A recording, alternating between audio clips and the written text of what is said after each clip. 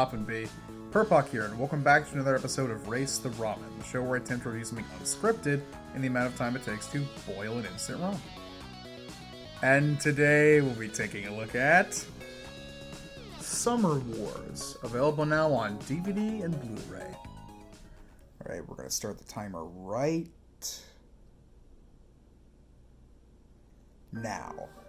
Okay, so Summer Wars, our second stop on hosoda-thon. I still don't know how to say his name.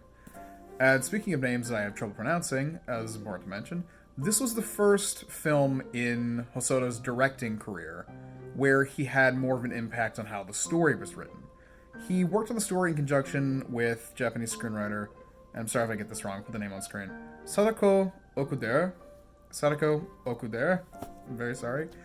And the two of them came up with Summer Wars. This is one of the most interesting premises for a movie that I can think of. And the way I always sell to people is describing it like this. Imagine a world where Facebook, or just social media in general, is highly integrated into your daily life, more so than it already is. It's in your job, it's in your taxes, it's in branches of the government, and you have this world's online social media platform, Oz, where one of the main characters works as a moderator when he is tasked by an upperclassman at his university to pose as her boyfriend at a family reunion for the weekend.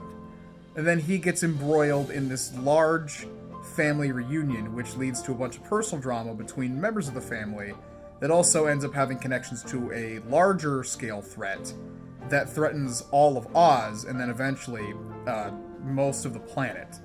It essentially is a family drama wrapped around a sort of fantastically delivered story about social media safety and integration and the dangers of too much reliance on technology.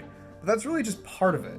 What I love about Hosoda's movies, and I discussed this juxtaposition quality in my review of The Girl Who Left Her Time, he likes to take a fantastical setting or element and juxtapose it against realistic human characters and drama to bring out the best in both of them, basically.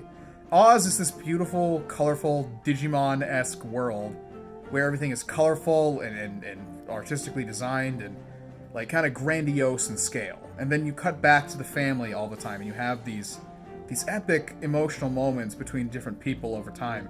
And there's a lot of characters to keep track of, probably too many, but I'd almost argue that having them all there, while you can't necessarily remember them all by the end, you get who they are, and they all serve their purpose in the story, and feel like thought out and lived, like they feel like people. And by the end, you feel like you've really seen this family go through something together and grow, each of them grow because of it. Characters go through great arcs, there's tons of fantastic emotional moments, there's tons of action scenes and fantastical set pieces to keep you entertained if you're not as interested in the down-to-earth stuff. This is an amazing crowd pleaser, and you need to see it.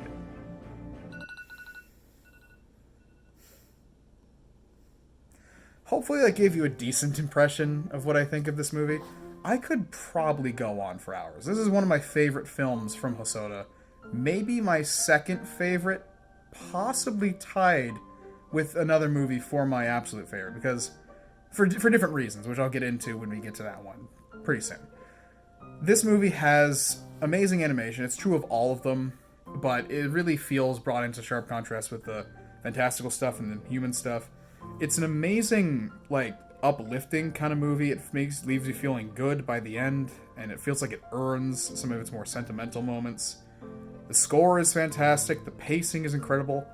This is a fantastic gateway anime, I'd say. If you have someone who doesn't really like anime or isn't sure they'd like it for whatever reason, this is a great way to introduce someone to it. It's a fantastic, easy to understand crowd pleaser on the surface, with deeper character elements and tons of subtleties to appreciate underneath. And I love it. It was my first introduction to Hosoda, and it'll probably be one of my favorite films until I'm an old man. So it's not perfect though, as much as I gush about it. There are things about it that keep it from being what I think is his best work and being a perfect film. But it's still just really great. So I'm going to give Summer Wars a really solid 9 out of 10. You should absolutely watch this movie. If you don't feel inclined to watch all of these movies with me while we're doing hosoda-thon or after the fact or whatever, if you don't want to watch Girl Who Left Through Time, just start with this. I see no problem with it. Watch whatever ones you feel like. I think they're all worth watching. But if you only watch one to start, Summer Wars is probably the most approachable film that he's directed. But now I am brutally abusing the timer, so I should really stop things here. Oh, I'm just so excited to be talking about these movies. They're interesting to talk about. And they're good. So, yeah. Summer Wars is fantastic, and you should check it out. And next stop on Hosoda-thon is going to be a real doozy, because we're arriving at what a lot of people are consider Hosoda's best film. So be prepared for that. I gushed about this one. It really does kind of just keep getting better from here.